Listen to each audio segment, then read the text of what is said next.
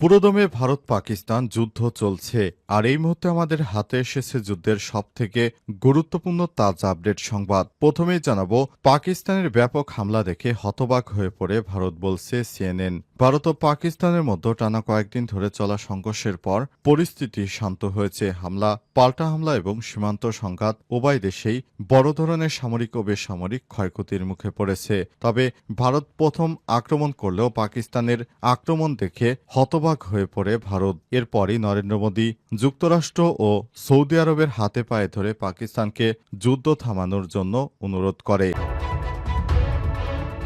এরপর জানাবো ভারতের রাফাল ধ্বংসের বিষয়ে যা বলল ভারতের বিমান বাহিনী।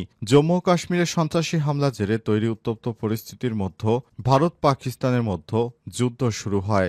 ভারত হামলা করতে গিয়ে প্রথমেই তাদের 5টি যুদ্ধ বিমান হারিয়েছে। এই বিষয়টি ভারত ধামাচাপা দিয়ে রাখলেও বিভিন্ন গণমাধ্যমে বিষয়টি পরিষ্কার হয়েছে। এরপরই সামনে আসে ভারতের রাফাল যুদ্ধ বিমান ধ্বংস হয়েছে। এ বিষয়ে ভারতের সেনাবাহিনীকে জিজ্ঞেস করলে কৌশলে তারা প্রশ্নটি এড়িয়ে যায়।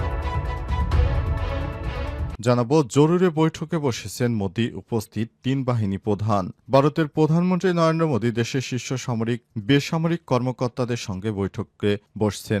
অত্যন্ত গোপনীয় বৈঠকটি নরেন্দ্র মোদীর বাসভবনে অনুষ্ঠিত হচ্ছে। আজ ভারতীয় সংবাদ মাধ্যম এনডিটিভির সূত্র থেকে বিষয়টি নিশ্চিত করা হয়েছে। জানাবো, নেতানিয়াহু সেনাদের গাজায় যুদ্ধ অপরাধ করতে পাঠাচ্ছেন, বললেন ইসরায়েলের সাবেক সেনাপ্রধান। গাজায় ইসরায়েলি সামরিক অভিযানকে সরাসরি যুদ্ধ অপরাধ আখ্যা দিয়েছে দেশটির সাবেক সেনাপ্রধান মোশো ইয়ালন। তিনি ইসরায়েলের প্রধানমন্ত্রী বেঞ্জামিন নেতানিয়াহু এবং সেনাপ্রধান ইয়াল জামিরের তীব্র সমালোচনা করেছেন। এবং সর্বশেষ জানাবো, পুলিশের হাতে আর থাকবে না মারণাস্ত্র, বললেন স্বরাষ্ট্র উপদেষ্টা। আইনশৃঙ্খলা পরিস্থিতি নিয়ন্ত্রণে গুরুত্বপূর্ণ সিদ্ধান্ত নিয়েছে সরকার। এখন থেকে পুলিশের হাতে আর কোনো মারণাস্ত্র থাকবে না। এই ধরনের অস্ত্র শুধুমাত্র পুলিশ ব্যাটালিয়ন এপিবিএন সদস্যদের কাছে থাকবে। একই সঙ্গে র্যাপিড অ্যাকশন ব্যাটালিয়ন র্যাব পুনর্গঠনের সিদ্ধান্ত নেওয়া হয়েছে এবং এর জন্য 5 সদস্যের একটি কমিটি গঠন করা হয়েছে। প্রিয় দর্শক, এতক্ষণ শুনছিলেন সংবাদ শিরোনাম, এবারে বিস্তারিত। তবে তার আগে বন্ধুরা, অনুরোধ থাকবে সংবাদটিতে একটি লাইক দিন। এই চ্যানেলে আপনি নতুন হয়ে থাকলে আমাদের সংবাদটি দেখতে দেখতে চ্যানেলটি সাবস্ক্রাইব করে রাখুন। কমেন্ট করে বন্ধুরা আপনার মূল্যবান মতামত জানিয়ে দিন আপনি বিশ্বের কোন দেশ থেকে বা বাংলাদেশের কোন স্থান থেকে আমাদের সংবাদটি দেখছেন এবং শুনছেন। আর বন্ধুরা, ভারত পাকিস্তান যুদ্ধে আপনি কোন দেশকে সমর্থন করেন কমেন্ট করে জানিয়ে দিন। যদি ভারতকে সমর্থন করে থাকলে কমেন্টে জয় হিন্দ এবং পাকিস্তানকে সমর্থন করে থাকলে পাকিস্তান জিন্দাবাদ লিখে কমেন্টে বিশ্ববাসীকে জানিয়ে দিন। এবারে বিস্তারিত। পাকিস্তানের ব্যাপক হামলা দেখে হতবাক হয়ে পড়ে ভারত, বলছে সিএনএন। ভারত ও পাকিস্তানের মধ্যে টানা কয়েকদিন ধরে যুদ্ধ হয়েছে। এই যুদ্ধে ভারত প্রথমে পাকিস্তানে হামলা করে, কিন্তু পাকিস্তানের ব্যাপক হামলা দেখে হতবাক হয়ে পড়ে ভারত বলে জানিয়েছে ব্রিটিশ বার্তা সংস্থা সিএনএন।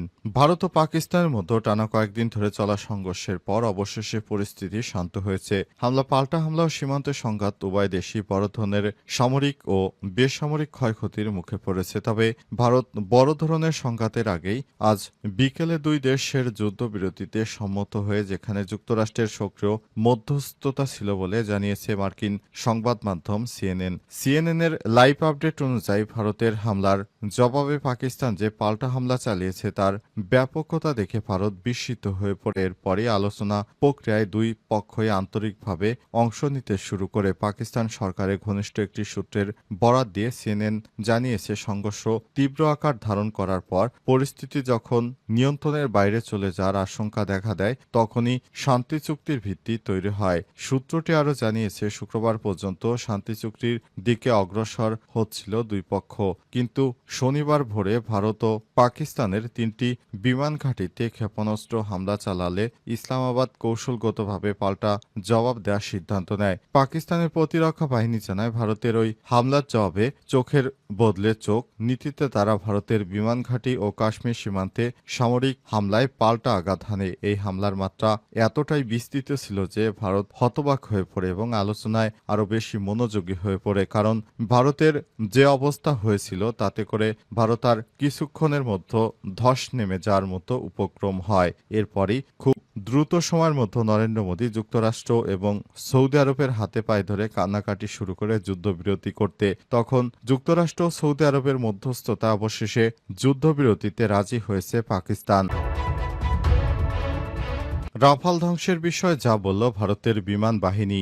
জম্মু কাশ্মীরে সন্ত্রাসী হামলার জেরে তৈরি উত্তপ্ত পরিস্থিতির মধ্যে আজ এক সংবাদ সম্মেলনে পাকিস্তানের হামলার পর ভারতের রাফাল ধ্বংস হয়েছে বলে চারিদিকে শোনা যাচ্ছে নিয়ে মুখ খুলেছে ভারতের বিমান বাহিনী। ৬ এপ্রিল মধ্যরাতে পাকিস্তানের বেশ কয়েকটি শহরে একযোগে ক্ষেপণাস্ত্র হামলা চালায় ভারত। জবাবে পাল্টা হামলা চালায় পাকিস্তান ও পাকিস্তান বিমান বাহিনীর দাবি, তাদের পাল্টা হামলায় ভারতের ৫টি যুদ্ধ বিমান, একটি ড্রোন, একটি ব্রিগেডের সদর দপ্তর ধ্বংস হয়ে যায়। ভারত তাৎক্ষণিকভাবে এই দাবি অস্বীকার করলেও যুদ্ধবিরতির পর আবারও রাফাল ধ্বংসের আলোচনাটি সামনে আসে। ভারতের director general of military operation DGMO lieutenant general Rajiv Ghai আজ সন্ধ্যায় দিল্লিতে এক সংবাদ সম্মেলনে উপস্থিত হয়ে যুদ্ধ নিয়ে সাংবাদিকদের বিভিন্ন প্রশ্নের উত্তর দেন। আজ ভারত ও পাকিস্তানের মধ্যে যুদ্ধবিরতির সমঝোতা হওয়ার পর ভারতের সামরিক বাহিনীর তরফে এটাই ছিল প্রথম কোনো সংবাদ সম্মেলন। এই প্রেস ব্রিফিংয়ে ডিজিএমও লেফটেন্যান্ট জেনারেল রাজীব ঘাই ছাড়াও ভারতের স্থলবাহিনীর পক্ষ থেকে মেজর জেনারেল এস সারদা, বিমান বাহিনীর পক্ষ থেকে এয়ার মার্শাল একে ভারতী এবং নৌবাহিনীর পক্ষ থেকে ভাইস অ্যাডমিরাল এন প্রমোদ উপস্থিত ছিলেন। তারা ভারতের চালানো অপারেশন সিঁদুরের নানা দিক নিয়ে সংবাদ মাধ্যমে ব্রিফ করেন। সংবাদ সম্মেলনে দ্য হিন্দু পত্রিকার পক্ষ থেকে রাফালসহ ভারতের যুদ্ধবিমান ভূপাতিত হওয়া নিয়ে পাকিস্তানের দাবির বিষয়ে প্রশ্ন করা হলে এয়ার মার্শাল একে ভারতী বলেন, আমি খুশি আপনি এই প্রশ্ন করেছেন। আমরা এখন যুদ্ধ পরিস্থিতি রয়েছি, যে কোনো কমব্যাট পরিস্থিতিতে ক্ষয়ক্ষতি হতে পারে। প্রশ্নের পরিষ্কার উত্তর না দিয়ে তিনি বলেন, তবে আমাদের আসল প্রশ্ন হওয়া উচিত, আমরা কি তাদের লক্ষ্য অর্জন করেছি? সন্ত্রাসী ঘাঁটি ধ্বংস করা আমাদের প্রধান উদ্দেশ্য ছিল এবং সেটি আমরা সফলভাবে ধ্বংস করেছি। এর প্রমাণ আন্তর্জাতিক মহলের চোখের সামনেই রয়েছে। তিনি আরো বলেন, অপারেশন নির্দিষ্ট বিবরণ, ক্ষয়ক্ষতির সংখ্যা, কোনো প্ল্যাটফর্ম ব্যবহার হয়েছে বা কিছু হারিয়েছে কিনা এ বিষয়ে এখনো মন্তব্য করা ঠিক হবে না, কারণ আমাদের প্রতিপক্ষ কৌশলগত সুবিধা পেতে পারে। তাই তিনি রাফায়েলের ধ্বংস হওয়ার বিষয়টি এড়িয়ে গিয়েছে। জরুরি বৈঠকে বসেছেন মোদী, উপস্থিত ৩ বাহিনী প্রধান। ভারতের প্রধানমন্ত্রী নরেন্দ্র মোদী দেশের শীর্ষ সামরিক বেসামরিক কর্মকর্তাদের সঙ্গে বৈঠকে বসেছেন। অত্যন্ত গোপনীয় বৈঠক তার বাসভবনে অনুষ্ঠিত হচ্ছে। আজ ভারতীয় সংবাদ মাধ্যম এনডিটিভি এই তথ্য নিশ্চিত করেছে। উচ্চ পর্যায়ের বৈঠকে সভাপতিত্ব করেছেন মোদী। প্রতিরক্ষা মন্ত্রী Rajnath Singh, chief of staff defence general Anil Chauhan এবং ৩ বাহিনীর প্রধানরা। এতে উপস্থিত রয়েছেন আরও অনেকেই। জম্মু কাশ্মীরে পেহেলগামে সন্ত্রাসী হামলার জন্য পাকিস্তানকে অভিযুক্ত করে ভারতের জেরে কূটনৈতিক বিরোধিতা সামরিক সংঘাতে রূপ নেয়। কয়েকদিন সংঘর্ষের পর ভারত ও পাকিস্তানের মধ্যে যুদ্ধবিরতি চুক্তির ২ দিনের মাথায় মোদীর বৈঠকটি হচ্ছে। এদিকে ভারত ও পাকিস্তানের সামরিক অপারেশন প্রধানরাও সোমবার উত্তেজনা কমানোর পরবর্তী পদক্ষেপ নিয়ে আলোচনার জন্য বৈঠক করার কথা রয়েছে। এর আগে মোদীর বৈঠকটি অনুষ্ঠিত হওয়া তা ভিন্ন গুরুত্ব পাচ্ছে। ধারণা করা হচ্ছে এই বৈঠকে গুরুত্বপূর্ণ সিদ্ধান্ত নেওয়া হতে পারে। সূত্রের খবর অনুযায়ী প্রতিরক্ষা মন্ত্রী রাজনাথ সিং, পররাষ্ট্রমন্ত্রী এস জয়শঙ্কর এবং chief of staff defence staff general Anil Chauhan এবং ৩ বাহিনীর প্রধান জেনারেল উপেন্দ্র দ্বিবেদী, অ্যাডমিরাল দীনেশকে ত্রিপাঠী এবং air chief marshal Amarpreet Singh প্রধানমন্ত্রী নরেন্দ্র মোদীর বাসভবনে এই গুরুত্বপূর্ণ বৈঠকে অংশ নিতে নির্ধারিত সময়ের আগেই উপস্থিত হয়েছেন। এছাড়াও সেখানে ভারতের জাতীয় নিরাপত্তা উপদেষ্টা অজিত দোভালও উপস্থিত রয়েছেন বলে জানা গেছে। এখন থেকে পুলিশের হাতে আর থাকবে না মরণাস্ত্র, বললেন স্বরাষ্ট্র উপদেষ্টা। দেশের আইন শৃঙ্খলা পরিস্থিতি নিয়ন্ত্রণে গুরুত্বপূর্ণ সিদ্ধান্ত নিয়েছে সরকার। এখন থেকে পুলিশের হাতে আর কোনো মরণাস্ত্র থাকবে না। এই ধরনের অস্ত্র শুধুমাত্র আর্মড পুলিশ ব্যাটালিয়ন বা এপিপিএন সদস্যদের কাছে থাকবে। একই সঙ্গে র্যাপিড অ্যাকশন ব্যাটালিয়ন র্যাব পুনর্গঠনের সিদ্ধান্ত নেওয়া হয়েছে এবং এর জন্য ৫ সদস্যের একটি কমিটি গঠন করা হয়েছে।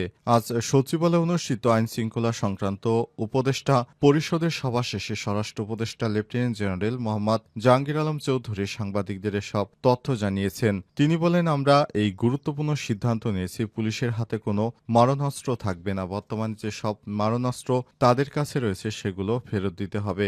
অস্ত্র কেবল থাকবে এপিবিএন সদস্যদের হাতে, যাদের দায়িত্ব এবং কার্যক্রম অন্যান্য পুলিশ সদস্যের চেয়ে আলাদা।